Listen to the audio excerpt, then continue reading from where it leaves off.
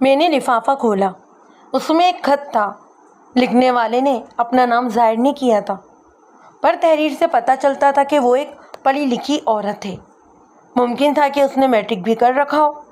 خط کا مضمون یہ تھا: تھانے دار صاحب، میں جانتی ہوں کہ میرے اس خط کا کوئی فائدہ نہیں ہوگا۔ آپ میرے مجرم پر ہاتھ ڈالنے کی جرات نہیں کر سکیں گے، مگر اس سے میرے کم از کم دل کا بوجھ تو ہلکا ہو جائے گا۔ کم از کم اتنا فائدہ تو آپ کو بھی ہوگا کہ آپ کو اپنی طاقت کا اندازہ ہو جائے گا۔ آپ جو خود کو اس علاقے کا تھانے دار سمجھتے ہیں، یہ جان جائیں گے کہ اصل تھانے دار کون ہے۔ شاید آپ کو بھی تھوڑا بہت اندازہ ہو گیا ہو۔ میں جاگیردار واصف علی خان کی بات کر رہی ہوں۔ چند روز پہلے کی بات ہے، میں ایک درخواست لے کر اس کی حویلی میں گئی تھی۔ میں آپ کو یہ نہیں بتاؤں گی کہ یہ کب کا واقعہ ہے اور میں کس گاؤں کی رہنے والی ہوں۔ ہاں، میں تسلیم کرتی ہوں کہ مجھ میں یہ سب کچھ بتانے کی ضرورت نہیں۔ میں مظلوم ہوں، اس کے باوجود سامنے آ کر جاگیردار کی طرف انگلی نہیں اٹھا سکتی، کیونکہ اگر میں نے ایسا کیا تو میری ہی نہیں، میرے پورے گھرانے کی زندگی برباد ہو جائے گی، اور یہ بات آپ بھی اچھی طرح سمجھتے ہوں گے۔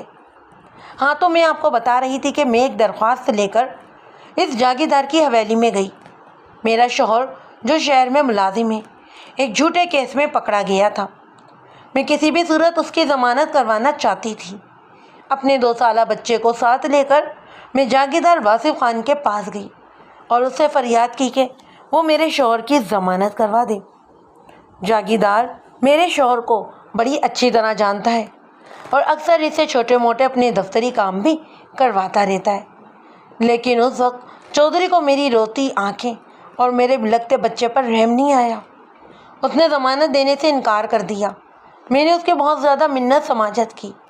آخر میں اس نے ایک شرط کے ساتھ میری بات مان لی، اور آپ کو معلوم ہے کہ وہ شرط کیا تھی؟ وہ شرط میری عزت تھی، جو ایک عورت کی سب سے قیمتی دولت ہوتی ہے۔ تھانے دار صاحب، اس وقت شاید آپ آرام کر رہے ہوں، یا کسی چودھری کی دعوت اڑا رہے ہوں، یا کسی بے گناہ کو جوتے لگوا رہے ہوں، جب آپ کے تھانے سے چند گز دور اپنی حویلی میں جاگیردار ایک مجبور عورت کی عزت سے کھیل رہا تھا۔ اس کی چیخیں، اس کی آہو فریاد، اس کے بچے کی پکار، کچھ بھی آپ کے کانوں تک نہیں پہنچا ہوگا، کیونکہ آپ کے کان کچھ سن ہی نہیں سکتے، اور اگر سنتے بھی ہیں تو اپنے سے برے تھانے دار کے خوف سے آپ ان میں انگلیاں ٹھوس لیتے ہیں۔ اس روز میں نے اپنے خاوند کی ضمانت تو کروا لی، مگر خود ہمیشہ کے لیے اپنے ضمیر کی قیدی ہو گئی۔ اب دن رات میں اسی آگ میں جلتی رہتی ہوں جو جاگیردار کی حویلی میں میرے جسم کے اندر بھری ہوئی تھی۔ میں کسی سے کچھ نہیں کہہ سکتی، کھل کر طلب بھی نہیں سکتی۔ یہ کہانی میری ہی نہیں، نہ جانے کتنی اور مجبور اور مظلوم عورتوں کی ہے جو اب تک ایسے ظالموں کا شکار ہو چکی ہیں۔ واصف علی خان جیسے جاگیردار اور آپ جیسے تھانے دار مل کر ہم جیسے غریبوں کی زندگی سے کھیلتے رہیں، اور آگے بھی کھیلتے رہیں گے۔ آپ کو اس علاقے میں گردن اٹھا کر چلنے کا کوئی بھی حق نہیں، کیونکہ آپ با اختیار تھانے دار نہیں، جاگیردار واصف علی کے ادنا سے ملازم ہیں۔ آپ اس کے زرقید غلام ہیں۔ اگر کوئی کہتا ہے کہ ایسا نہیں ہے تو وہ بہت بڑی غلط فہمی کا شکار ہے۔ میں نے یہ خط بڑی احتیاط سے 2-3 بار پڑھا اور پھر میز کی دراز میں رکھ دیا۔ تھانوں میں کبھی کبھار گمنام خطوط آ ہی جاتے ہیں۔ اگر پولیس ایسی خفیہ اطلاعات پر کارروائی کرنے لگے تو اس کا کام بے حد دشوار ہو جائے۔ ہاں، بعض اوقات ایسا بھی ہوتا ہے کہ ہم کسی اطلاع کو نظر انداز نہیں کرتے۔ جاگیردار واصف علی کے بارے میں مجھے جو اطلاع دی گئی تھی، اس پر کارروائی کرنا وقت ضائع کرنے کے برابر تھا۔ یہ جاگیردار ایک بااثر اور ہوشیار قسم کا شخص تھا۔ ایسے لوگ تو بعض اوقات ٹھوس ثبوت اور شہادتوں کی موجودگی میں بھی اپنا دامن صاف بچا جاتے ہیں۔ تو پھر یہ تو ایک گمنام اطلاع تھی، اور اس میں کوئی بھی ایسا تاثر نہیں ملتا تھا کہ جاگیردار نے خط لکھنے والی عورت پر زبردستی مجرمانہ حملہ کیا ہو۔ وہ اپنی ایک مجبوری لے کر جاگیردار کے پاس گئی تھی، اور جاگیردار نے اپنے خاندانی ہونے کا ثبوت پیش کرتے ہوئے اس کی یہ مجبوری خرید لی۔ اس سے یہ تو پتہ چلتا تھا کہ جاگیردار ایک کمینہ اور گھٹیا قسم کا شخص ہے، لیکن میں یا کوئی بھی دوسرا پولیس والا اس پر کوئی بھی دفع نہیں لگا سکتا تھا۔ ہاں، میں ایک تمنا ضرور کر سکتا تھا کہ جب کبھی جاگیردار واصف کسی سنگین کیس میں ملوث ہو اور مجھے ایسی شہادتیں مل جائیں کہ میں اس کی ساری اگلی پچھلی کسر نکال سکوں۔ یہ واقعہ ہوشیارپور کے ایک نواحی علاقے کا ہے۔ فتح پور گاؤں کا چودھری واصف علی خان اپنے اثر و رسوخ کی وجہ سے دورے نزدیک پہچانا جاتا تھا۔ واصف علی اپنے بھائیوں میں سب سے بڑا تھا، اس لیے باپ کی موت کے بعد جاگیر کا سارا انتظام اس کے ہاتھ میں آ گیا تھا۔ واصف میں اس زمانے کے جاگیرداروں والی تمام برائیاں موجود تھیں۔ عورت، شراب، شکار اس کے اہم ترین مشاغل تھے۔ وہ کتوں کی دوڑ کا زبردست شوقین تھا اور اس کے پاس ایک بہت ہی پرانی کار بھی تھی جس کے بارے میں کہا جاتا تھا کہ وہ اسے اتر پردیش کے ایک مہاراجے نے تحفے میں دی تھی۔ کچھ لوگوں کا کہنا یہ بھی تھا کہ یہ کار اس نے اس سے کتوں کی دوڑ پر ایک شرط میں جیتی تھی۔ بہرے طور جب فتح پور تھانے میں میری تعیناتی ہوئی تو متعلقہ ایس پی نے مجھے خاص طور پر واصف علی خان کے بارے میں ہدایت کر دی تھی اور کہا تھا کہ میں کسی بھی قیمت پر اس سے الجھنے کی کوشش نہیں کروں۔ انہوں نے یہاں تک کہہ دیا تھا کہ میں اس جاگیردار کی حویلی کو تھانے کی حدود میں شامل ہی نہ سمجھوں۔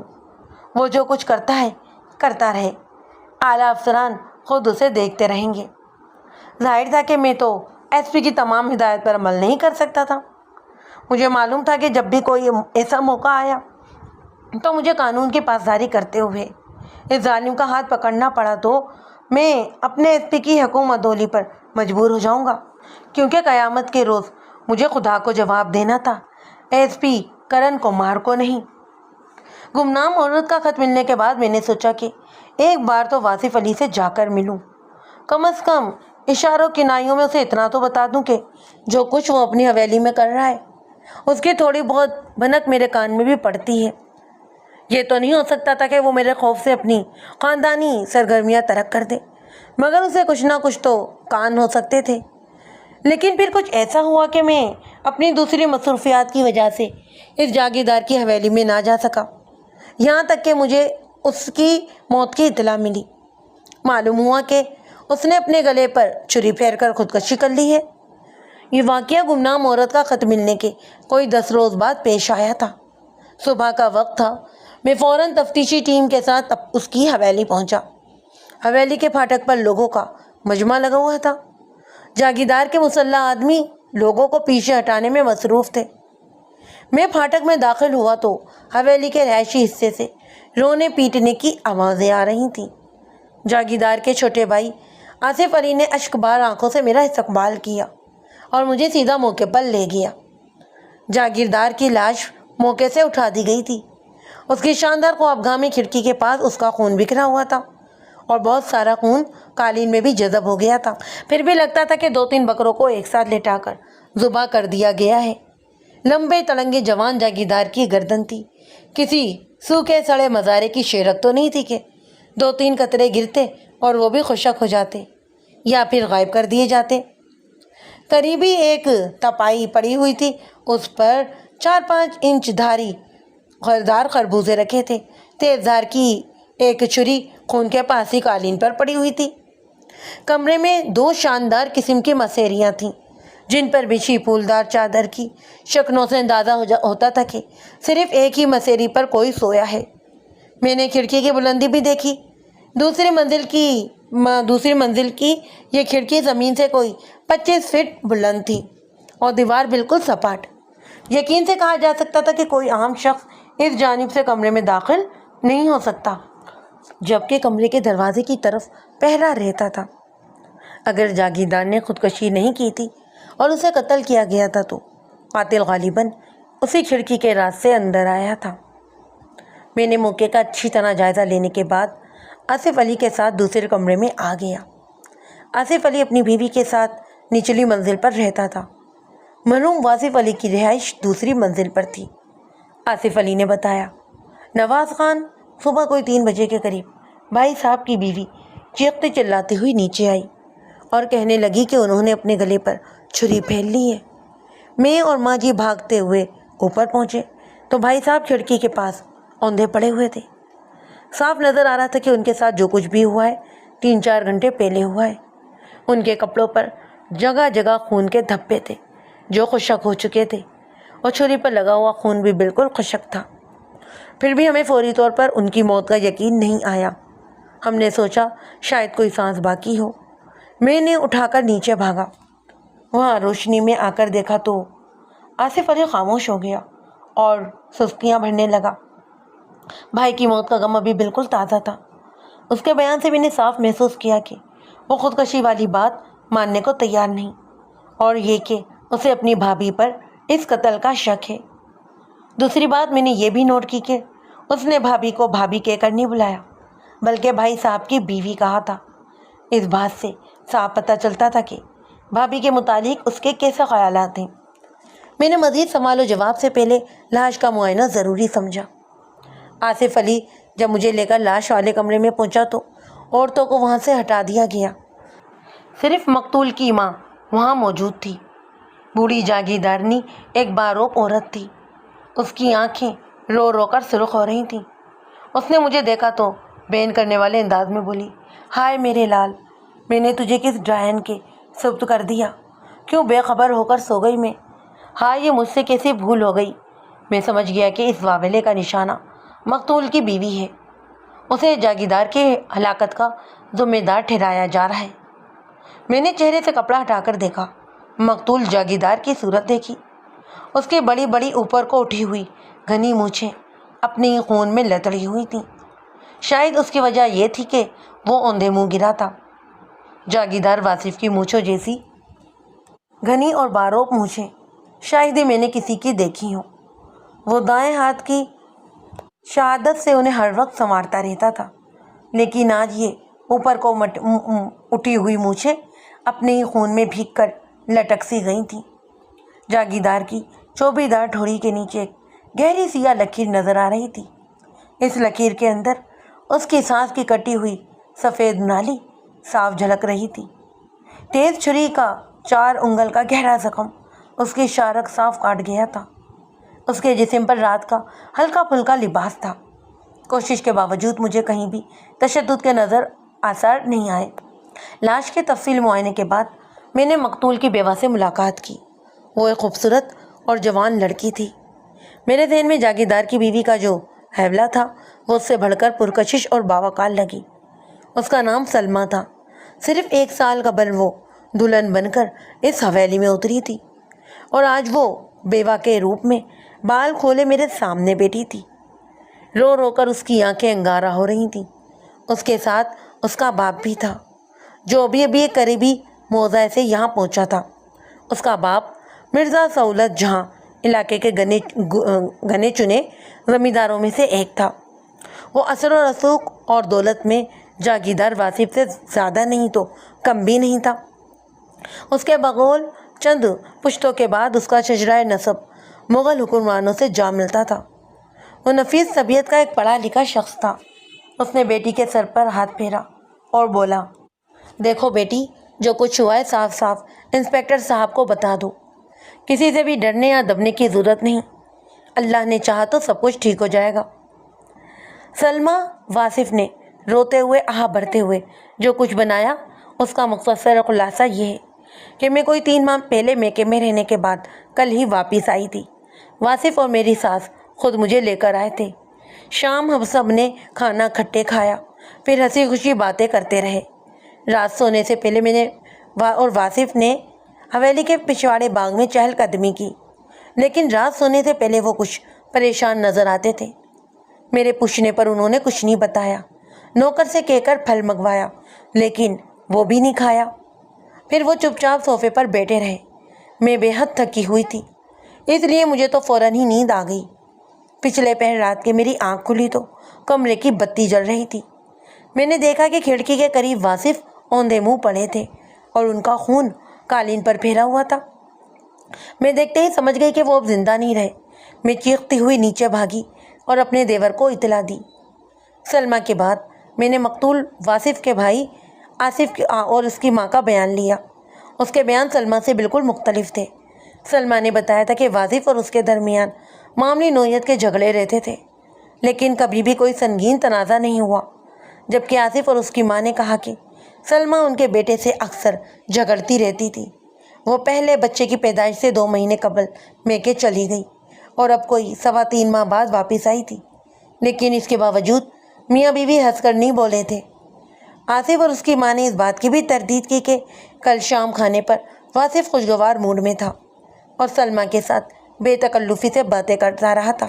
ڈھکے چھپے الفاظ نے ماں بیٹے نے سلمیٰ پر سنگین الزامات لگائے، بلکہ یہاں تک کہہ ڈالا کہ سلمیٰ کا ماضی داغدار تھا اور وہ اب بھی اپنے پرانے منگیتر سے ملتی جلتی رہتی ہے جو اس کا چچا زاد بھائی بھی ہے۔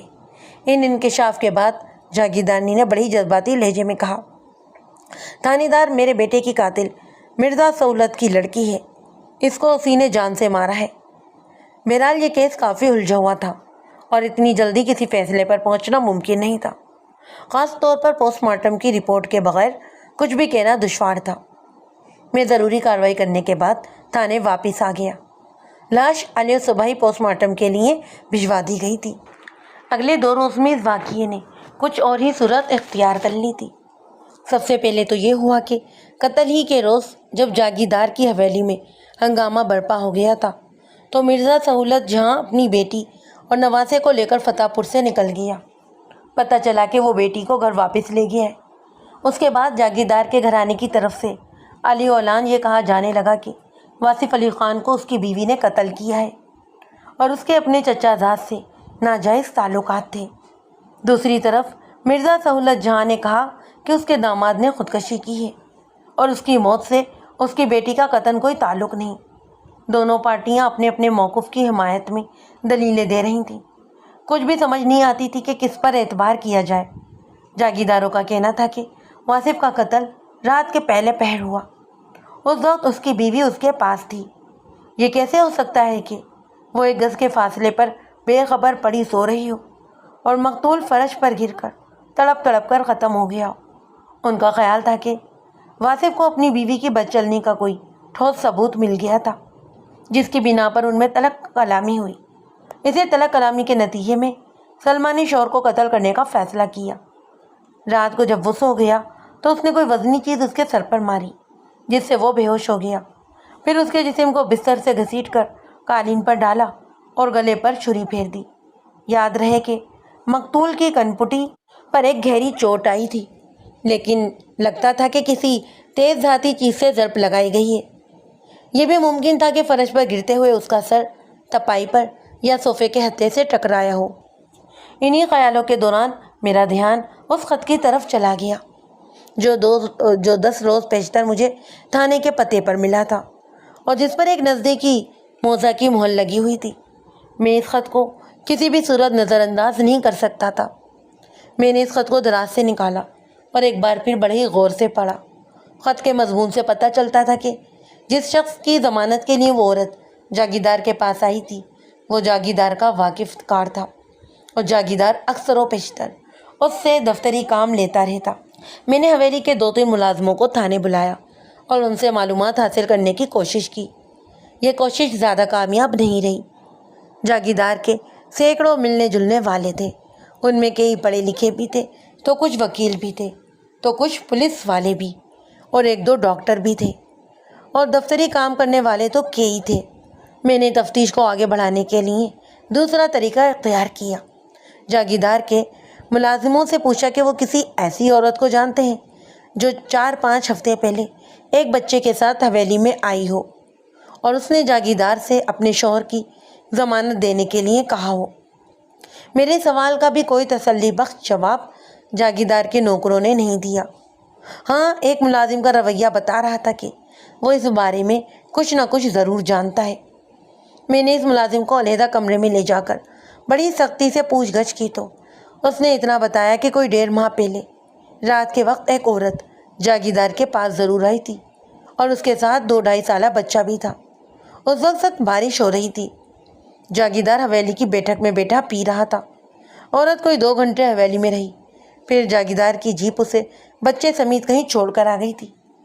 میں نے اس ملازم سے پوچھا کہ اس عورت کے متعلق جانتا ہے؟ ملازم، جس کا نام خدا بخش تھا، بولا، تھانے دار صاحب، مجھے جاگیردار صاحب کی ملازمت میں آئے صرف 2 مہینے ہی ہوئے ہیں۔ میری ڈیوٹی پھاٹک پر ہوتی ہے، مجھے کچھ معلوم نہیں کہ حویلی میں کیا ہوتا ہے اور کیا نہیں۔ ہاں، یعقوب آپ کو بہت کچھ بتا سکتا ہے۔ یہ یعقوب وہی ہے جو اس رات جاگیردار کی جیپ میں اس عورت کو اور بچے کو واپس چھوڑ کر آیا تھا۔ جاگیردار اس پر بہت بھروسہ کرتا تھا۔ اس کی ایک ایک بات کا یعقوب کو علم ہوتا ہے۔ ملازم خدا بخش سے تفصیلی پوچھ گچھ کے بعد میں نے اسے رازداری کا پابند کیا اور ایک سب انسپکٹر کو بھیجا تاکہ وہ یعقوب کو بھی تھانے لے آئے۔ سب انسپکٹر کو 1 گھنٹے بعد خالی واپس لوٹ آیا۔ اس نے کہا کہ یعقوب نے آنے سے انکار کر دیا ہے اور کہا ہے کہ پہلے سے تھانے میں موجود نوکروں کو بھی واپس بھیج دو۔ سب انسپکٹر کی باتوں سے پتہ چلا کہ یعقوب نے اسے کافی بدتمیزی کی ہے۔ اس شخص کے اکڑ پن کے بارے میں تو میں نے پہلے بھی بہت کچھ سن رکھا تھا، پر آج تجربہ بھی ہو گیا۔ اگر اس میں تھوڑی بھی عقل ہوتی تو سب انسپکٹر کے ساتھ تھانے آ جاتا۔ میں جو تفتیش کر رہا تھا اس کا مقصد جاگیردار کے قاتل کو پکڑنا تھا۔ اگر یعقوب اس کا وفادار ملازم تھا تو پولیس سے ضرور تعاون کرتا اور یہ اس کا فرض بھی تھا۔ بہرحال میں سب انسپکٹر کے ساتھ اسی وقت یعقوب کی طرف چل دیا۔ دودھ دہی کی ایک دکان پر بیٹھا اور لسی پینے کے بعد مونچھوں کو وہ تاؤ دے رہا تھا۔ اس کمبخت کا رنگ تانبے کی طرح سرخ تھا۔ اس کی بری آنکھوں میں ہر وقت ایک عجیب طرح کی شرارت رہتی تھی۔ شرارت کا لفظ میں نے جان بوجھ کر استعمال کیا ہے۔ اس کے چہرے پر کچھ ایسے تاثرات تھے کہ شریف آدمی کو خواہ تاؤ آ جاتا۔ یوں لگتا تھا جیسے وہ کوئی کوا ہو اور اب بھی کوئی چیز اچک کر بھاگ جائے گا، اور وہ تھا بھی ایسا۔ پنجابی روانی سے بولتا، مگر نہ جانے کیوں مجھے لگتا تھا کہ وہ پنجابی نہیں ہے، پرلے درجے کا ہتھ چٹ اور زبردست لڑاکا تھا۔ لوگ کہتے تھے کہ ٹکریں مار مار کر مخالف کا حلیہ بگاڑ دیتا ہے۔ جاگیردار کے ساتھ رہ کر وہ 1-2 ڈاکے ڈالنے کے علاوہ 3-4 قتل بھی کر چکا تھا۔ جاگیردار اسے بہت چہیتا سمجھتا اور ہر وقت اسے ساتھ لگائے رکھتا۔ وہ لوگوں میں زیادہ تر کوبے باندر کی وجہ سے مشہور تھا۔ میں نے کوبے بندر کی آنکھوں میں ڈال کر سخت لہجے میں کہا، کوبے میں نے تجھے تھانے بلایا تھا۔ کوبے نے مذاقہ خیر نظر سے میری طرف دیکھا اور اپنے آدمی سے بولا، اوے شیرے، اس تھانے دار کی بات کا جواب دے۔ شیرے نے اپنی چوڑی چھاتی پر ہاتھ پھیرتے ہوئے کہا، تھانے دار جی، شاید تمہیں معلوم نہیں، جاگیرداروں کا کوئی آدمی کبھی تھانے نہیں گیا۔ میں نے سکون برقرار رکھتے ہوئے کہا، لیکن میں تمہیں مجرم سمجھ کر تھانے نہیں بلا رہا، تم سے مدد لینا چاہتا ہوں۔ کوبے نے بیٹھے بیٹھے ہاتھ ہلا کر کہا، تھانے دار، جاگیردار کے قاتلوں کو پکڑنا تیرے بس کا روگ نہیں۔ آج دوپہر تک شہر سے بڑے بڑے افسر آ جائیں گے، وہ جانے اور ان کا کام۔ تم جاؤ تھانے میں، چوروں اور جیب تراشوں پر روب اور رشوت ڈالو۔ میں نے سنگین لہجے میں کہا، کوبے، میرا خیال تھا کہ تو اب تک مجھے کچھ سمجھ گیا ہوگا۔ میرا نام نواز خان ہے اور اب میں تجھے تھانے لے کر ہی جاؤں گا۔ کوبے نے پھر شیرے سے مخاطب ہو کر کہا، شیر محمد، اس تھانے دار کو بتا کہ آگ میں ہاتھ نہ ڈالے ورنہ جل جائے گا یہ۔ شیرے نے تیوری چلا کر کہا، تھانے دار جی، خواہ بات کو نہ بڑھائیں، جو کچھ بھی کہنا ہے جاگیردار سے کہیں۔ اور بس اب میرے صبر کا پیمانہ لبریز ہو چکا تھا۔ میں نے آگے بڑھ کر ایک تھپڑ شیرے کے منہ پر مارا کہ وہ بری طرح سے لڑکھڑایا اور دودھ دہی کی دکان میں گرتے گرتے بچا۔ اس کا گال اندر سے پھٹ گیا تھا اور ہونٹوں سے خون بہنے لگا۔ کوبے نے جب یہ دیکھا تو مچھلی کی طرح تڑپ کر اپنی جگہ سے اٹھا اور مجھ پر جھپٹنے کی کوشش کی۔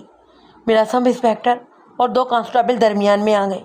انہوں نے کوبے کو دبوچ لیا، لیکن اس کے جسم میں تو جیسے انگارے بھرے ہوئے تھے۔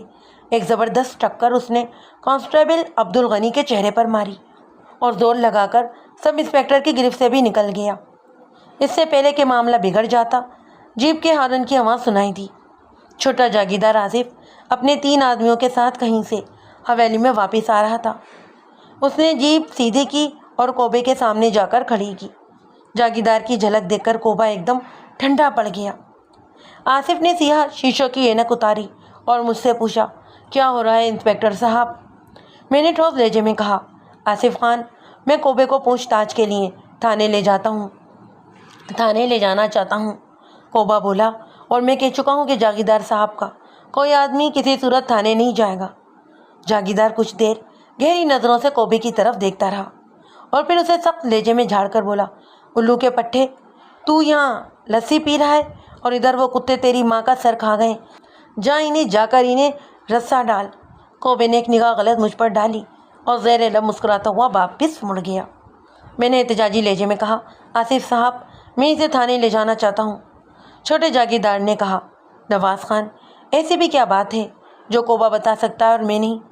جو پوچھنا ہے مجھ سے پوچھو۔ چلو آؤ میرے ساتھ میری جیپ میں، پہلے کچھ ٹھنڈا پیتے ہیں، پھر جو کہو گے وہی کریں گے۔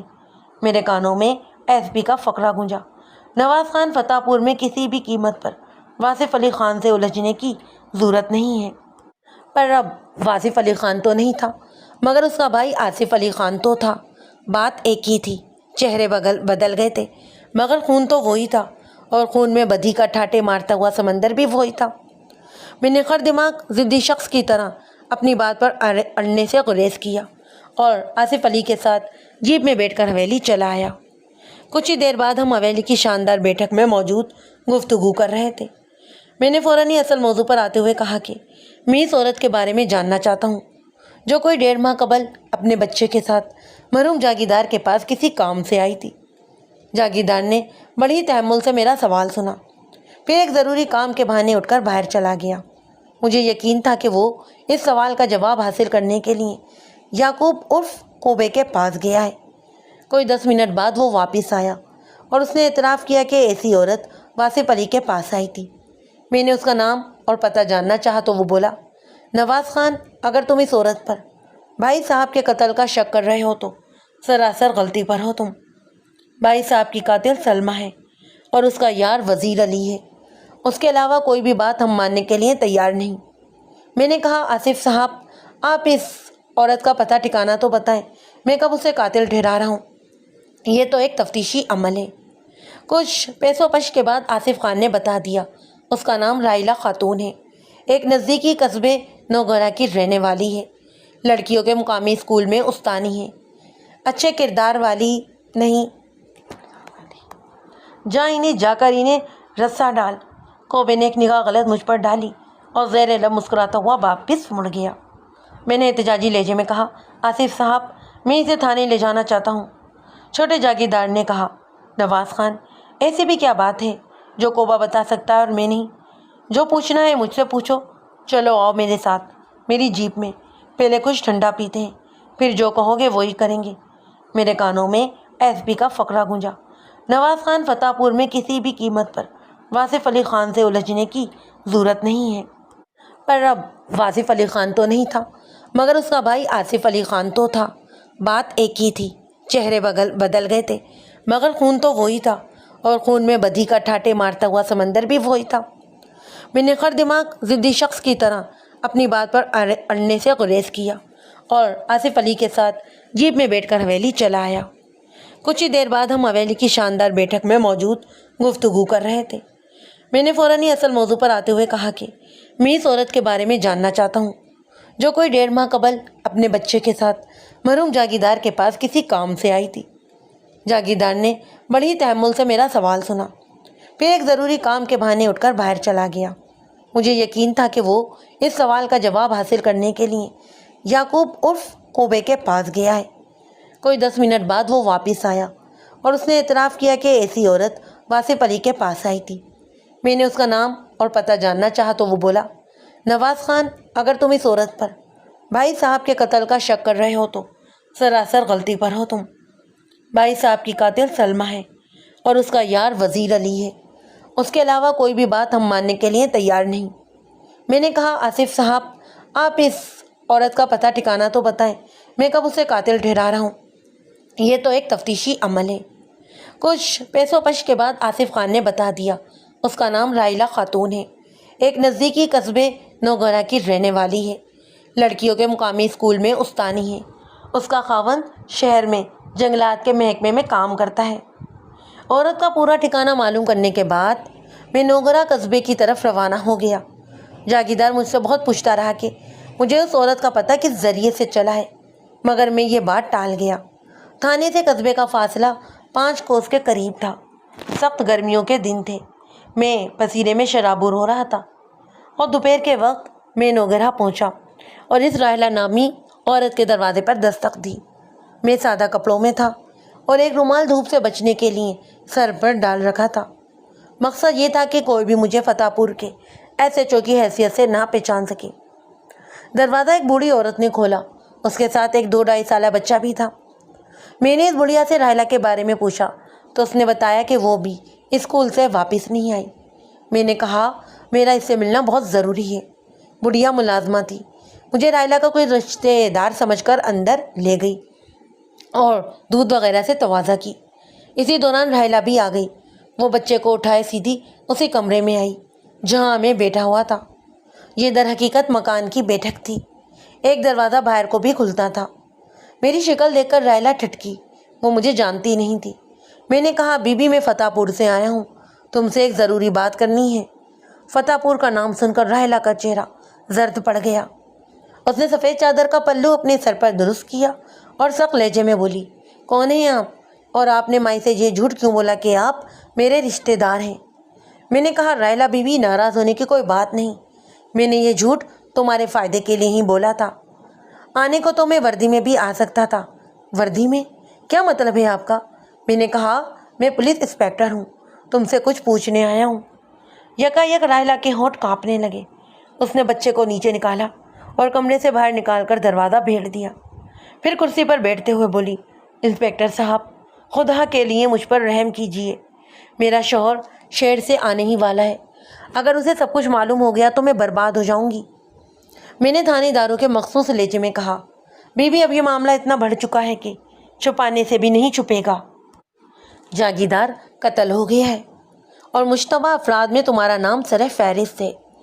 اچانک راحلہ رونے لگی، پھر ہاتھ جوڑ کر بولی، انسپکٹر صاحب میں نے آپ کو خط لکھ کر جو غلطی کی تھی اس کی اتنی بڑی سزا تو نہ دے مجھے۔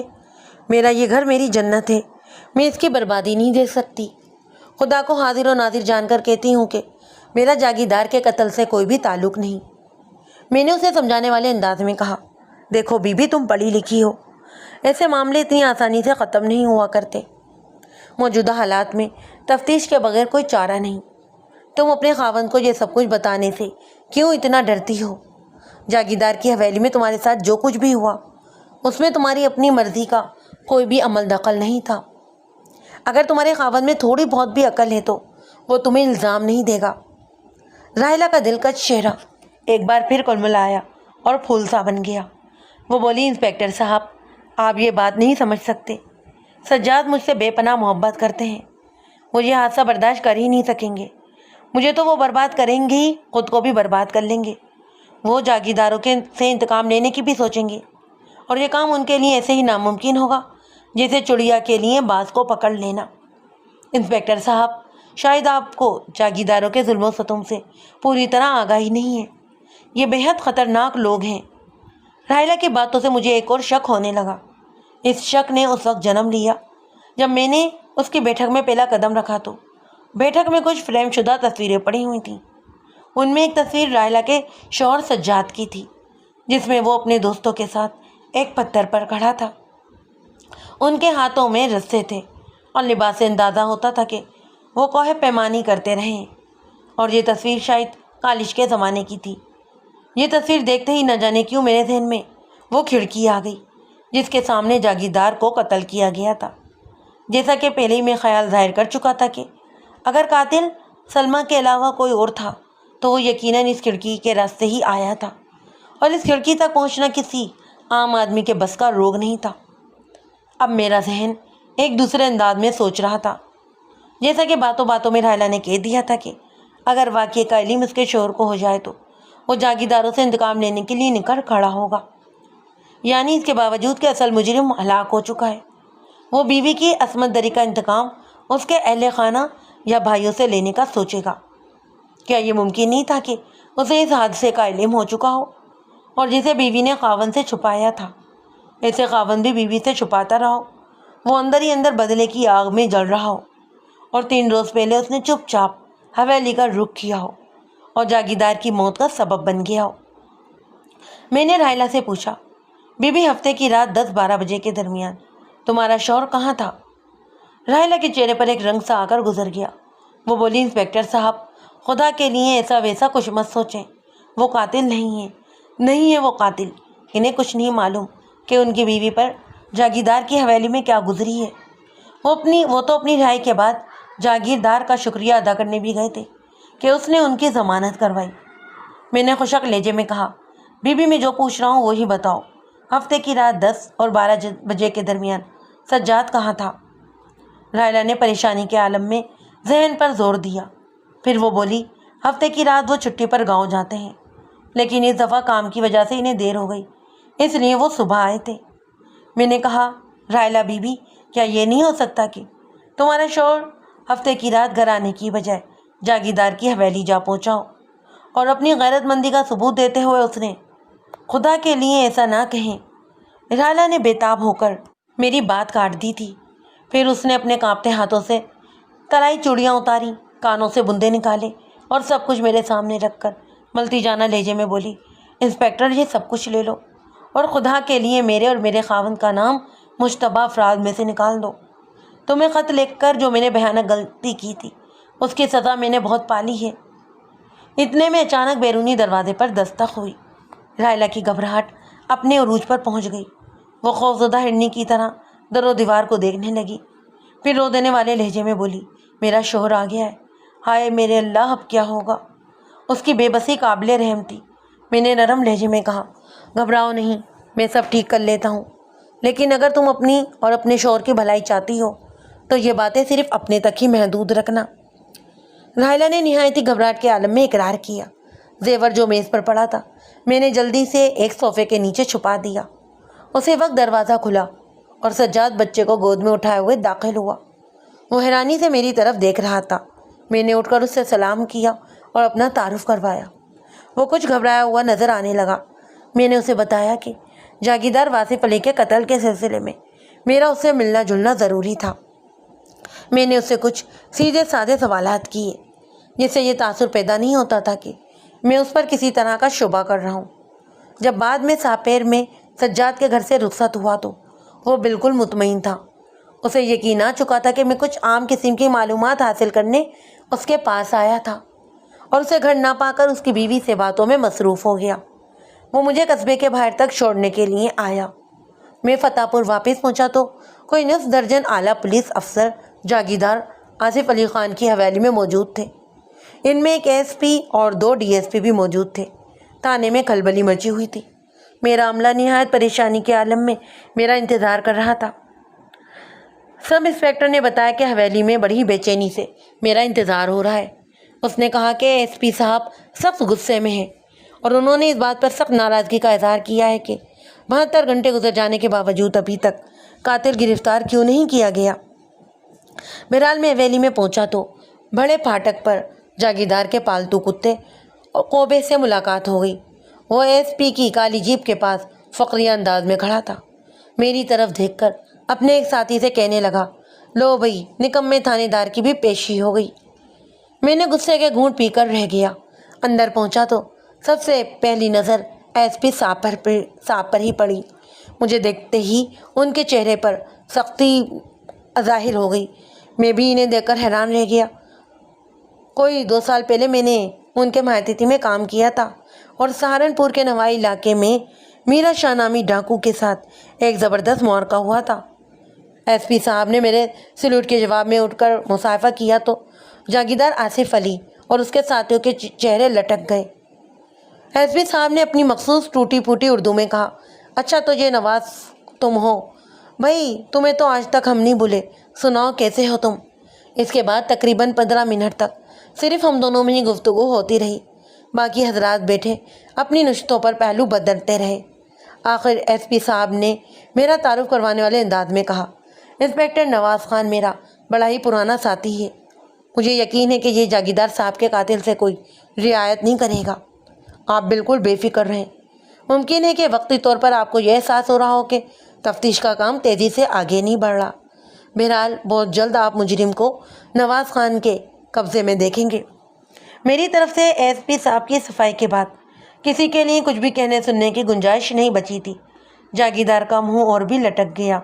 وہ جو اپنے جاننے والے ایس پی کو امبالہ سے لے کر آیا تھا، وہ سوچ رہا تھا کہ اسے اس بھاگ دوڑ میں کیا ملا۔ جو کچھ ایس پی نے میرے حق میں کہہ دیا تھا، میں خود کہنا چاہتا تھا تو کبھی نہیں کہہ سکتا تھا۔ شام کے کھانے کے بعد جاگیردار کی حویلی ہی میں ہماری میٹنگ ہوئی۔ جاگیردار آصف علی اور اس کے بھائی سمیت تمام متعلقہ آدمیوں کو باہر نکال دیا گیا۔ ایس پی صاحب نے مجھ سے اب تک کی رپورٹ مانگی۔ میں نے انہیں بڑی تفصیل سے سب کچھ بتا دیا۔ انہوں نے کہا، جاگیرداروں کے کچھ رشتہ داروں کا خیال ہے کہ تم نے مخالف پارٹی سے ساز باز کر لی ہے اور مقتول کی بیوی کو جان بوجھ کر گرفتار نہیں کر رہے ہو۔ میں جانتا ہوں کہ یہ سراسر الزام ہے، لیکن موجودہ صورتحال میں یہ ضروری ہے کہ تم اس عورت کو حراست میں لے لو۔ میں نے کہا، ایس پی صاحب، جو آپ کا حکم ہوگا میں وہی کروں گا، لیکن کل پوسٹ مارٹم رپورٹ آنے والی ہے۔ میں چاہتا ہوں کہ کل تک کا انتظار کر لیا جائے۔ ایس پی صاحب نے یہ میری بات مان لی۔ کچھ ضروری امور طے کرنے کے بعد یہ میٹنگ اختتام پذیر ہوئی۔ اگلے روز دوپہر کے وقت پوسٹ مارٹم رپورٹ میرے ہاتھوں میں تھی اور میرا پہلا اندازہ درست ثابت ہوا۔ مقتول کی موت رات 10 اور 12 بجے کے درمیان ہوئی۔ گلے کا زخم خاصا گہرا تھا اور پھل کاٹنے والی چھری سے ہی آیا تھا۔ پولیس سرجن نے لکھا تھا کہ بہت کم مثالیں ایسی ہیں جن میں خودکشی کرنے والے نے خود کو اتنا گہرا زخم لگایا ہو۔ دوسری بات، اس نے یہ بیان کی کہ اگر مقتول نے کھڑے ہو کر گلے پر چھری چلائی تھی تو اس کا خون جسم کے سامنے حصے پر گرنا چاہیے تھا اور قمیض اور پاجامے کا تربتر ہونا بھی ضروری تھا، جبکہ اس کیس میں زیادہ تر خون قالین پر ہی گرا تھا۔ ایک تیسرا اہم نقطہ جو صورتحال کو بڑی حد تک واضح کر رہا تھا وہ یہ تھا کہ مقتول کے معدے میں خواب آور دوا کے اجزاء پائے گئے تھے۔ اس سے غازہ کے الزام کو تقویت ملتی تھی کہ واصف علی کو ہلاک کیا گیا ہے۔ یہ عین ممکن تھا کہ مقتول کی بیوی نے اس کی چائے یا دودھ میں خواب آور دوا ملا دی ہو تاکہ اسے قتل کرنے میں آسانی رہے۔ اس رپورٹ میں مقتول کی کنپٹی پر آنے والی چوٹ کے بارے میں بھی وضاحت کی گئی۔ یہ چوٹ کسی نوکدار شے سے لگی تھی اور اتنی شدید ضرب تھی کہ مقتول کو ہوش سے بیگانہ کر گئی تھی۔ لگتا تھا کہ میز کے کونے سے آئی ہے یہ چوٹ، مگر دوسرے شواہد کی موجودگی میں سوچا جا سکتا تھا کہ اس چوٹ کا سبب کوئی اور ہے، مثلاً کسی تصویر کا آئینی فریم یا پسٹل کا دستہ وغیرہ۔ رپورٹ آنے کے فوراً بعد میں مرزا سہولت جہاں کے گاؤں پہنچا اور پھر سلمیٰ کو گرفتار کر لیا گیا۔ تھانے لا کر اس سے پوچھ تاچھ شروع کی گئی۔ ظاہر تھا ان حالات میں میرا سب سے زیادہ شک سلمیٰ کے سابقہ منگیتر اور اس کے مبینہ محبوب وزیر علی پر جاتا تھا۔ وزیر علی رشتے میں سلمیٰ کا چچا زاد تھا اور اسی گاؤں میں رہتا تھا۔ گاؤں کے نواح میں اس کے 2-3 باغ تھے، کچھ پرانی زمینیں بھی تھیں۔ 3 سال پہلے سلمیٰ سے اس کی منگنی ہوئی تھی۔ وزیر علی کا باپ کچھ جنونی سا تھا۔ اسے شکوہ تھا کہ اس کی ہونے والی بہو شہر میں تعلیم حاصل کر رہی ہے اور فیشن بھی کرتی ہے۔ وہ اکثر سلمیٰ کے باپ کو الٹے سیدھے خطوط بھی لکھتا رہتا۔ آخر اس خط و کتابت کا انجام منگنی ٹوٹنے کی صورت میں ہوا۔ منگنی تو ٹوٹ گئی، لیکن سلمیٰ اور وزیر علی کے درمیان جو قلبی رشتہ جڑا ہوا تھا وہ برقرار رہا۔ وہ دونوں شہر میں ایک دوسرے سے ملتے رہے اور جاگیرداروں کا کہنا یہ تھا کہ یہ سلسلہ شادی کے بعد بھی جاری تھا۔ میں نے تنہائی میں سلمیٰ سے پوچھ تاچھ کی، خاص طور پر وزیر علی سے اس کے تعلق کے متعلق جاننا چاہا۔ نہایت کوشش کے بعد سلمیٰ نے جو کچھ بتایا اس کا خلاصہ یہ تھا کہ وزیر علی سے اس کا کوئی خاص ناطہ نہیں۔ منگنی ٹوٹنے کے بعد اگر وہ کبھی اس سے ملی بھی ہے تو ایک چچا زاد بہن کی طرح، اور شادی کے بعد کبھی کوئی ملاقات نہیں ہوئی۔ سلمیٰ اس بات پر مصر تھی کہ اس کے خاوند نے خودکشی کی ہے۔ اس نے کہا، انسپکٹر صاحب، میرے سسرال والے آپ سے بہت کچھ چھپا رہے ہیں۔ میں واصف پچھلے کئی ہفتوں سے بہت پریشان تھا۔ اس نے مجھے خود بتایا تھا کہ اسے خواب آور دوا کے بغیر اب نیند نہیں آتی۔ خودکشی کی بھی رات وہ کئی دیر تک لمحے تک کمرے میں ٹہلتا رہا، کبھی جیب سے کاغذ نکال کر اس پر حساب کتاب جوڑنے لگتا۔ میرے پوچھنے پر وہ بھڑک گیا، پھر میں خاموشی سے بستر پر آ کر لیٹ گئی۔ صورتحال سخت ترین الجھی ہوئی تھی۔ دونوں پارٹیاں اپنے اپنے حق میں دلیلوں کے انبال لگا رہی تھیں۔ ملزمہ بھی اپنے بیان پر ڈٹی ہوئی تھی۔ کوئی ٹھوس ثبوت ملتا نہیں تھا۔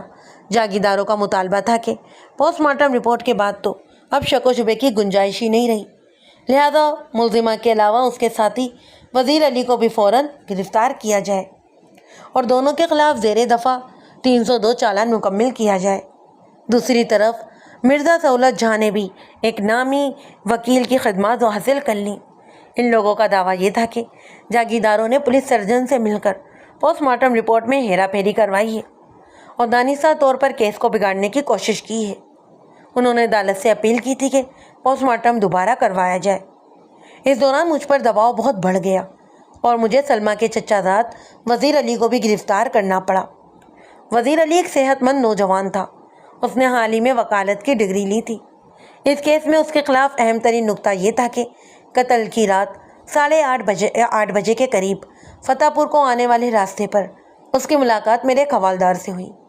حوالدار نے وزیر علی کو پہچان کر حال چال پوچھا۔ وزیر علی گھوڑے پر سوار تھا۔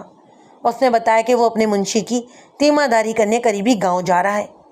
جب وزیر علی شامل تفتیش ہوا تو میں نے اسے پہلا سوال یہی پوچھا کہ وہ ہفتے کی رات 8:30 بجے گھوڑے پر سوار کس ارادے سے فتح پور کی طرف آ رہا تھا؟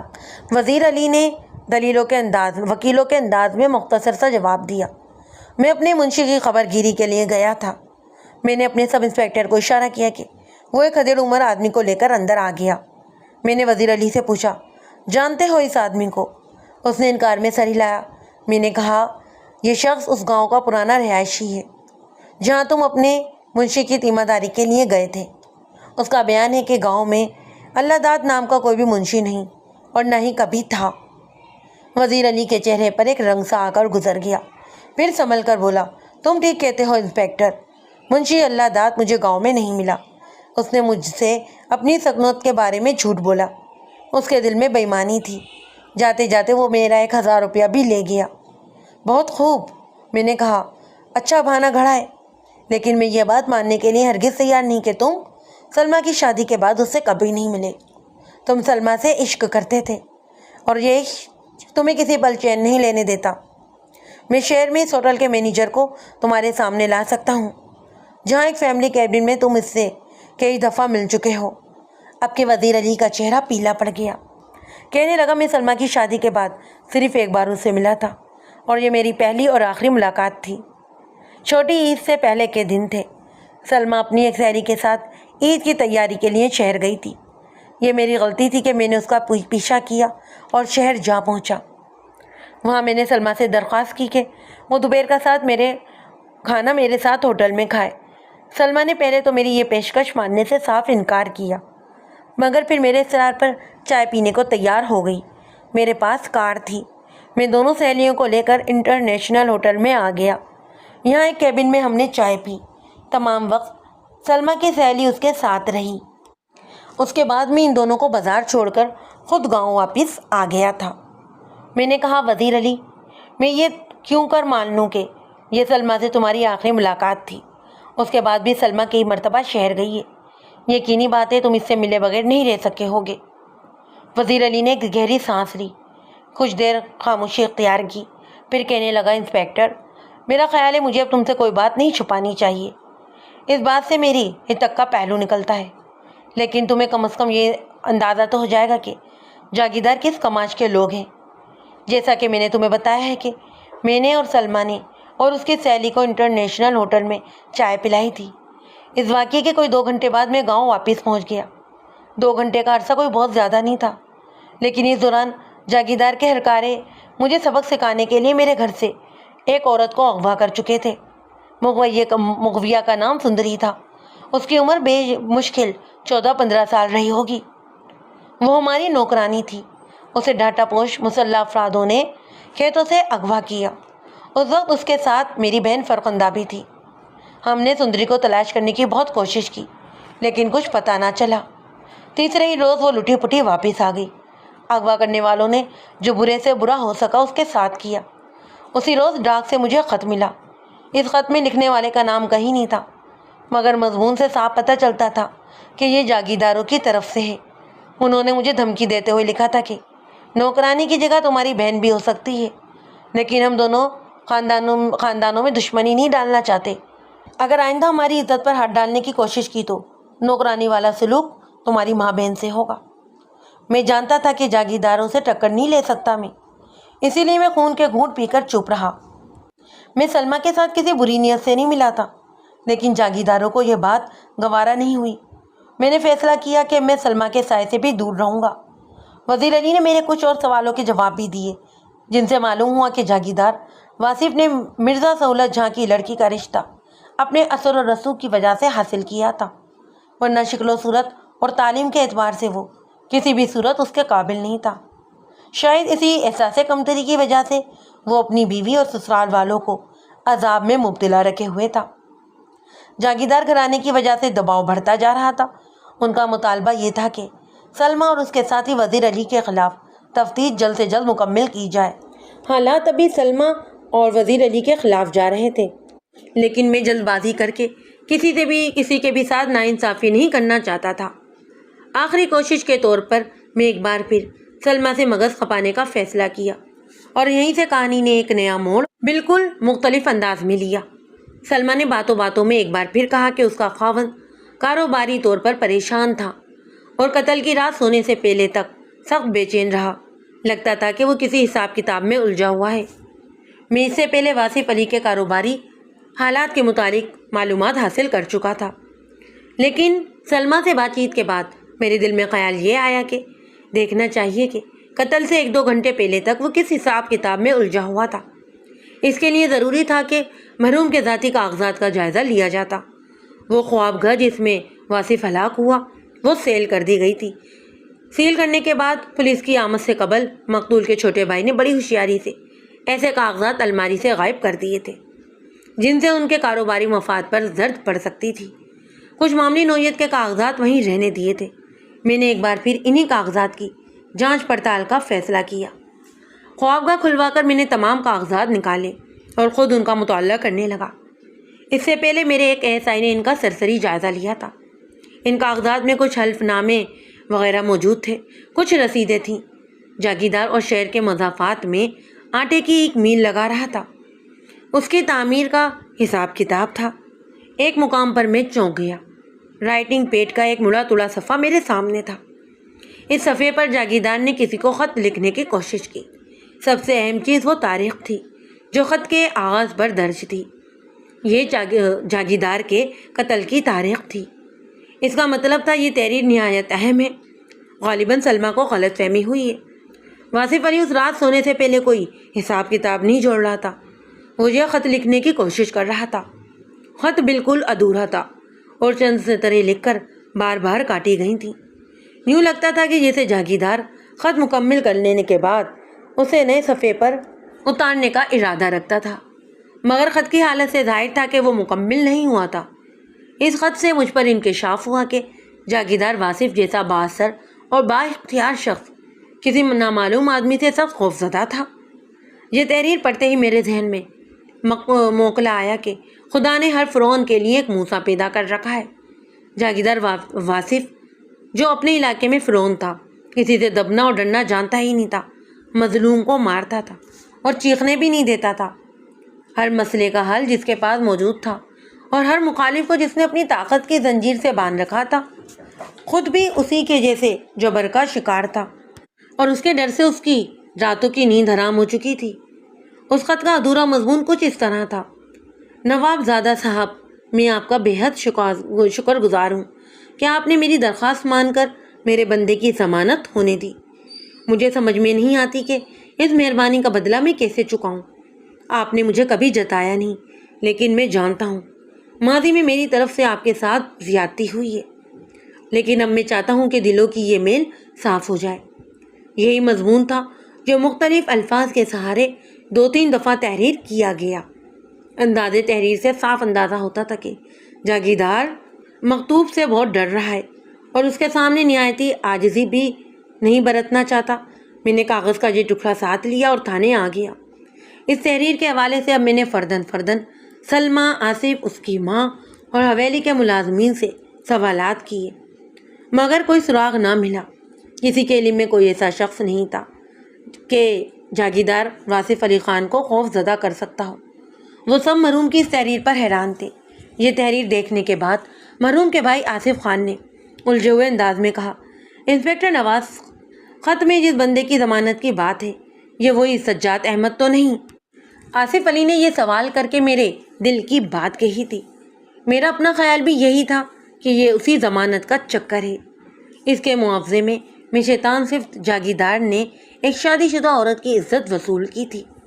اگلے ہی روز میں ساجد کو ساتھ لے کر شہر کے تھانے میں جا پہنچا، جہاں کوئی 7 ہفتہ پہلے وہ حوالاتی کی حیثیت سے رہا تھا۔ اس کے گرفتار ہونے کا واقعہ نہایت ہی اہم تھا۔ اور یہ واقعہ مجھے امید دلا رہا تھا کہ میری تفتیش آگے بڑھے گی۔ اس واقعے کی تفصیل یہ ہے، جیسا کہ میں نے آپ کو بتایا تھا کہ لائلہ کا خاوند سجاد محکمہ جنگلات میں ملازم ہے۔ ایک روز اس کا جھگڑا ایک شکار پارٹی سے ہو گیا۔ یہ لوگ قانون کی خلاف ورزی کرتے ہوئے ممنوعہ پرندوں کا شکار کرتے رہے تھے۔ سجاد نے قانون کے مطابق قانونی کارروائی کرنا چاہی، لیکن یہ لوگ بڑی ہی پہنچ والے تھے۔ سجاد بیچارہ بے خبری میں مارا گیا۔ انہوں نے نہ صرف اس کی پٹائی کی بلکہ رشوت طلب کرنے کے الزام میں پکڑ کر تھانے میں بند کروا دیا۔ بعد ازاں جاگیردار واصف علی خود تھانے پہنچا اور اس نے سجاد کی ضمانت کروائی۔ اب میں متعلقہ انسپیکٹر سے یہ معلومات لینے آیا تھا کہ سجاد کو پکڑنے والا وہ بارسوخ شخص کون تھا اور جاگیردار نے اسے سجاد کی جان کیوں کر چھڑوائی۔ متعلقہ انسپیکٹر کو میں نے اس کیس کی تمام تفصیل بتائی۔ وہ ہندو ہونے کے باوجود ایک خوش اخلاق شخص نکلا۔ اس نے مجھے اس معاملے کی تفصیل بتاتے ہوئے کہا، نواز صاحب، پچھلے مہینے کی 3 تاریخ کو سجاد کے خلاف میرے تھانے میں پرچہ درج ہوا۔ 5 تاریخ کو مرحوم واصف علی خان اس کی ضمانت کے لیے تھانے تشریف لائے۔ وہ میرے کرم فرما تھے، لیکن میں نے یہ کہتے ہوئے ضمانت لینے سے معذوری ظاہر کر دی کہ مخالف پارٹی بڑی اثر و رسوخ والی ہے اور میری نوکری تک خطرے میں پڑ جائے گی۔ واصف علی خان نے کہا کہ میں خود جا کر ان لوگوں سے مل لیتا ہوں۔ اس روز سحپہر کے وقت ہم مدعی کی طرف روانہ ہوئے۔ یہ دراصل سندھ کا ایک وڈیرا ہے اور بڑا ہی ٹھیک ٹھاک بڑا آدمی بتایا جاتا ہے۔ نام نبی بخش ہے، لیکن سب نواب زادہ کہتے ہیں۔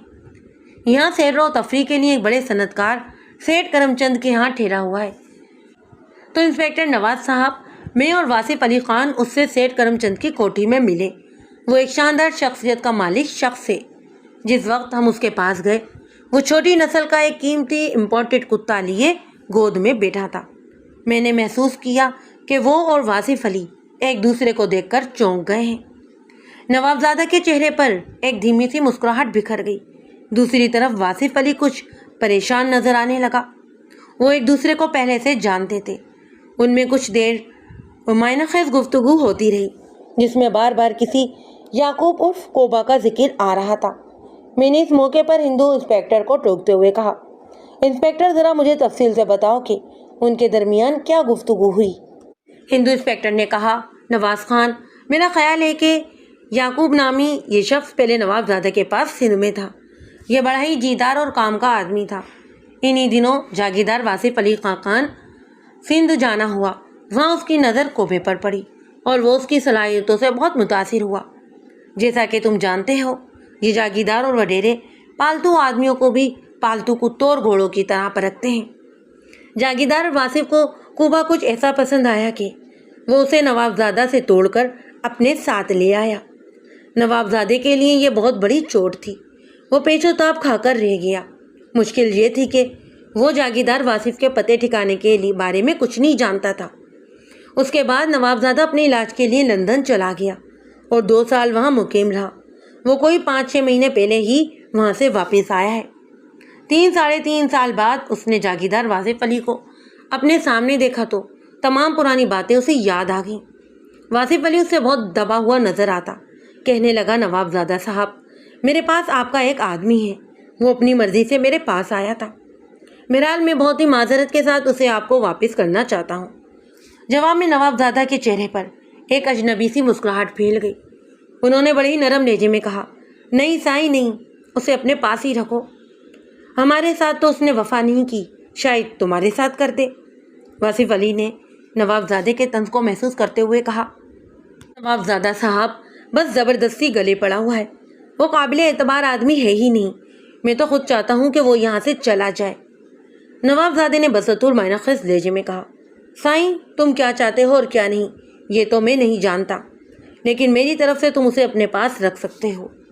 اس کے بعد گفتگو کا رخ سجاد کی ضمانت کی طرف مڑ گیا۔ جاگیردار نے واصف سے سفارش کی تو نوابزادہ نے ہنس کر بات مان لی۔ میں نے تھانے میں اس کی ضمانت لے کر اسے جاگیردار کے حوالے کر دیا۔ اس کے بعد کے حالات کا مجھے کچھ علم نہیں، نہ ہی اس کے بعد نوابزادہ سے میری ملاقات ہوئی۔ مجھے اندازہ ہو رہا تھا کہ میں جاگیردار کے قاتل کے کافی قریب پہنچ چکا ہوں۔ انسپیکٹر کی باتوں سے پتہ چلتا تھا کہ بظاہر نوابزادہ نے جاگیر کو کوئی دھمکی نہیں دی تھی۔ اور دوستانہ رویہ اپنائے رکھا، مگر مسکراہٹوں کے پردے میں پوشیدہ انتقام کی بجلی کو جاگیردار نے بہت اچھی طرح محسوس کر لیا۔ اس کے اکثر پریشان رہنے کی اصل وجہ بھی یہی تھی۔ وہ نواب زادہ کی طاقت اور اس کی پہنچ سے اچھی طرح آگاہ تھا۔ وہ جانتا تھا کہ اس نے نواب زادے کا آدمی توڑ کر اس سے خطرناک دشمنی مول لے لی ہے، اور یہ دشمنی اب ضرور کوئی گل کھلائے گی۔ اس نے اپنے قتل سے چند گھنٹے پہلے نواب زادہ کو جو خط لکھا، وہ اس کے خوف و ہراس کا بہترین عکاس تھا۔ میں شام تک اس مسئلے پر سوچ و بچار کرتا رہا اور آخر اس نتیجے پر پہنچا کہ کسی بھی اعلیٰ افسر کو ملوث کرنے کی بجائے مجھے خود نواب زادہ سے ملنا چاہیے۔ اسی شام ٹھیک 8 بجے میں سیٹھ کرم چند کی وسیع و عریض عالیشان کوٹھی کے گیٹ پر کھڑا تھا۔ تعارف کے مختلف منوروں سے گزر کر بالآخر میں نواب زادہ کے سامنے پہنچا۔ وہ سیٹھ کرم چند کے ساتھ ایک شاندار صوفے پر پاؤں پھیلائے بیٹھا تھا۔ اس کا چہرہ باروب اور عمر 50 سال کے قریب تھی۔ 2 مسلح باڈی گارڈ اس کے عقب میں کھڑے تھے۔ ایک نہایت قیمتی کتا اس کی گود میں تھا۔ نواب زادہ بغور مجھے دیکھتا رہا، پھر اطمینان سے بولا، سائیں، ہماری CID کہتی تھی کہ تم بڑے ہی ہوشیار آدمی ہو، لیکن آج پتہ چلا ہے کہ تم تو جیدار بھی ہو۔ تم نے ہمارے سامنے آ کر ہمارا جی خوش کر دیا ہے۔ میں نے کہا، جناب، میں جہانگیر واصف علی خان کے قتل کی تحقیق کر رہا ہوں۔ نواب زادہ معنی خیز مسکراہٹ سے بولا، تمہیں پریزنٹ کی بجائے پاسٹ پر فوکس کرنا چاہیے۔ تم تحقیق نہیں کر رہے بلکہ کر چکے ہو، اور جہاں تک مجھے یاد پڑتا ہے یہ پاسٹ پرفیکٹ کا فقرہ ہے۔ میں نے کہا، جناب، میں ابھی اسے پرفیکٹ نہیں سمجھتا۔ جاگیردار کو قتل کرنے والا ذہین تو نظر آ رہا ہے، لیکن ہاتھ نظر نہیں آ رہے۔ نواب زادہ نے ایک بلند کہکا لگایا۔ وہ میری بات سمجھ رہا تھا اور میں اس کی، اور کسی حد تک ہم دونوں اس معنی خیز گفتگو سے لطف اندوز ہو رہے تھے۔ جاگیردار نے کہا، ہاتھ وہی ہے جو ذہن سے جدا کیے گئے ہیں۔ ہم نے انہیں واپس خرید کر بتا دیا ہے کہ بکنے والی چیز پر بھروسہ نہیں کرنا چاہیے۔ تمہارا کیا خیال ہے سائیں؟ میرے ذہن میں آندیاں سی چل رہی تھیں۔ ڈھکے چھپے لفظوں میں نواب زادہ مجھے جاگیردار کے قاتل کے متعلق بتا رہا تھا۔ اگر قاتل وہی قاتل تھا تو نواب زادہ نے جاگیردار سے زبردست انتقام لیا۔ میں نے ٹھہرے ہوئے لہجے میں کہا، آپ ٹھیک کہتے ہیں نواب صاحب، بکنے والی چیز پر بھروسہ نہیں کرنا چاہیے، لیکن اس کے ساتھ ساتھ ان چیزوں پر بھی بھروسہ نہیں کرنا چاہیے جو بکتی تو نہیں لیکن ساتھ چھوڑ جاتی ہیں، جیسے اختیار، طاقت اور زندگی۔ آج یہ سب کچھ آپ کے پاس ہے، اس لیے آج میں آپ سے اجازت چاہوں گا۔ ہو سکتا ہے کہ کل کوئی انسپیکٹر اس طرح خالی ہاتھ نہ جائے۔ خدا حافظ۔ میں مڑا اور کرم چند کے اس شاندار ڈرائنگ روم سے باہر نکل آیا۔ اپنی گفتگو میں نواب زادہ نے اس بابت اعتراف کیا کہ جاگیردار کو اسی نے قتل کروایا ہے، لیکن مجھے یہ بھی بتا دیا کہ میں کچھ بھی کر لوں اس کا کچھ نہیں بگاڑ سکوں گا۔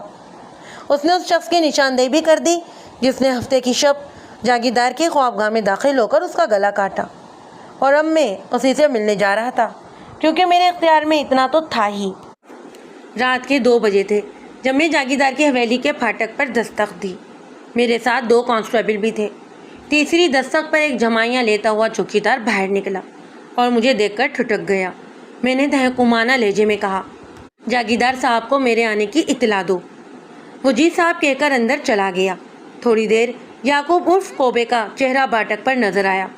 اس کی آنکھوں میں وہی شیطانی چمک اور چہرے پر تاؤ دلا دینے والی لاپرواہی نظر آ رہی تھی۔ اجٹ سے لہجے میں بولا، کیا بات ہے نکمے تھانے دار، جاگیردار صاحب اس وقت کسی سے نہیں مل سکتے؟ میں نے کہا، کوبے بحث مت کرو، بہت ضروری ہے۔ کوبا کہاں ماننے والا تھا، خواہ خواہ تکرار کرنے لگا۔ اسی دوران شاید کسی نے جاگیردار کو اطلاع کر دی۔ وہ پسٹل کندھے پر لٹکائے ڈگمگاتا ہوا وہاں پہنچ گیا۔ کیا بات ہے نواز خان؟ اس نے پوچھا۔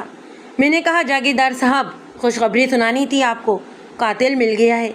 کس قاتل کی بات کر رہے ہو تم؟ جاگیردار حیرانی سے بولا۔ میں نے اطمینان سے کہا، اسی کی جس نے آپ کے بھائی صاحب کی گردن پر چھری چلائی تھی، اور وہ اس وقت آپ کے پہلو میں کھڑا ہے۔ جاگیردار نے گھوم کر پہلو میں دیکھا، وہاں یعقوب عرف کوبا باندر کھڑا تھا۔ جاگیردار حیرت زدہ نظروں سے مجھے تکنے لگا۔ میں نے کہا، جی ہاں، آصف علی صاحب، یعقوب آپ کے بھائی کا قاتل ہے۔ یہ الفاظ میرے زبان سے ادا ہونے کی دیر تھی، یعقوب بجلی کی تیزی سے حرکت میں آیا۔ اس نے کمال پھرتی سے جاگیر کا پسٹل اچکا اور مخالف سمت میں بھاگا، لیکن میں تو پہلے سے ہی تیار تھا۔ میں نے اپنی ٹانگ اڑائی اور وہ کلا بازیاں کھا کر دور تک لڑک گیا۔ میرے دونوں کانسٹیبلوں نے اسے چھاپ لیا، مگر وہ ان کے قابو میں آنے والا نہیں تھا۔ نہایت سرعت سے اس کے دونوں ہاتھ پاؤں حرکت میں آئے اور دونوں کانسٹیبل کڑھا کر پیچھے الٹ گئے۔ وہ نکل بھاگتا، لیکن میں اس دوران اسٹارٹ لے چکا تھا۔ بھاگ کر میں نے اس پر چھلانگ لگائی اور 2-3 دور تک اسے رگیدتا ہوا چلا گیا، مگر ہوا یہ کہ اس دوران میں اس کی ٹکر سے غافل ہو گیا اور اس کا سر کسی بم کی طرح میرے چہرے سے ٹکرایا۔ یکدم میری آنکھوں میں ستارے سے ناچ گئے، اس سے پہلے کہ میں سنبھلتا، اور ایسی ہی ضرب میری ٹھوڑی پر پڑی اور منہ میں خون کا ذائقہ گھل گیا۔ میں نے اندھوں کی طرح دونوں ہاتھ چلائے اور متقابل کے لمبے بال مٹھی میں کر لیے۔ میں نے پوری قوت سے اس کی گردن موڑ کر زمین سے لگا دی۔ میں بھولا نہیں تھا کہ یعقوب کے ایک ہاتھ میں جاگیر کا پسٹل بھی ہے۔ اس پسٹل کی تلاش میں نے دوسرے ہاتھ کو حرکت دی۔ اس دوران یعقوب نے زبردست ہوشیاری کا مظاہرہ کرتے ہوئے کروٹ بدل کر مجھے نیچے گرا دیا، ساتھ ہی اس کا پسٹل والا ہاتھ میری پسلیوں سے آ لگا۔ یہاں تقدیر نے میرے ساتھ مہربانی کی، پسٹل کا سیفٹی کچ ہٹایا نہیں گیا تھا۔ ٹریگر دبانے کے باوجود گولی نہیں چل سکی۔ مجھے ایک لمحے کی مہلت ملی اور اسی ایک لمحے میں نے پھانسا پلٹ دیا۔ میرا طوفانی مکہ یعقوب کی ناک پر پڑا اور وہ کڑھا کر پیچھے الٹ گیا۔ پسٹل اس کے ہاتھ سے چھوٹ گیا۔ میں نے چھین لیا، پھر میں نے اسے پوری طرح سنبھلنے کا موقع ہی نہیں دیا۔ گاؤں کی تاریک گلیوں میں ہم دونوں میں سخت لڑائی ہوئی۔ گھروں کے بند دروازے کھل گئے، گلیوں اور کھلی جگہوں پر سوئے ہوئے لوگ ہڑبڑا کر اٹھ بیٹھے اور اس کوبے کو گندی نالیوں میں لوٹ پوٹ ہوتے ہوئے دیکھنے لگے، جو کبھی ناک پر مکھی بھی نہیں بیٹھنے دیتا تھا اور جس کی طرف آنکھ اٹھا کر دیکھنے والے کی بھی شامت آ جاتی۔ میری دلی آرزو تھی کہ اس الو کے پٹھے کو جی بھر کر پھینٹی لگاؤں، اس لیے نہیں کہ اس نے جاگیر کو قتل کیا تھا، اس لیے کہ وہ ایک عرصے سے اس کا ساتھی رہا اور اس کے حکم سے لوگوں پر مظالم توڑتا رہا۔ میں نے اسے خالی ہاتھوں سے ایسی مار ماری کہ اٹھنے کے قابل نہیں چھوڑا۔